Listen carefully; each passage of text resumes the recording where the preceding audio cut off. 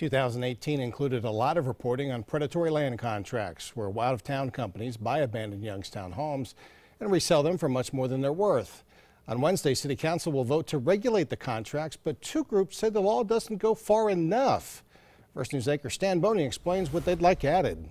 Well, the Youngstown Neighborhood Development Corporation and the group known as Action wanted any law regulating predatory land contracts to include four things. They did get two of them, but without all four, they are urging Youngstown City Council to vote no on the proposed law.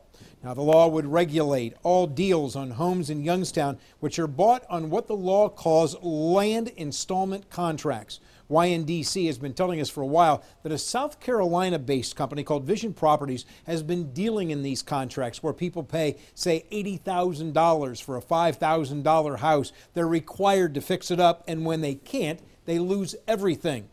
Of the four provisions YNDC and Action wanted in the law, the two they got was the requirement for a title search and an inspection by one of Youngstown's code enforcement officers. They're pleased that both are in there. What's not included is a requirement for an appraisal. They say that is important and needs to be included in the law. And a penalty for companies which enter into predatory contracts where the person entering the contract will get the money back and or $5,000, whichever is more.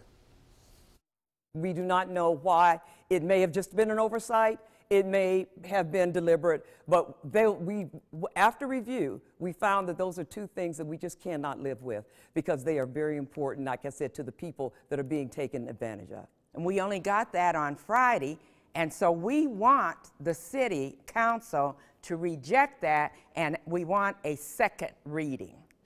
Now, I did talk with Youngstown's First Ward Councilman Julius Oliver today, and he said based upon the concerns of Action and the YNDC, he plans to recommend that council send this legislation to a second reading, so there is a chance it will not be voted on come Wednesday. Also talked today with Youngstown Law Director Jeff Limbian, who said the legislation before council is what he called the foundation of what could be a tiered process. He called it good for now.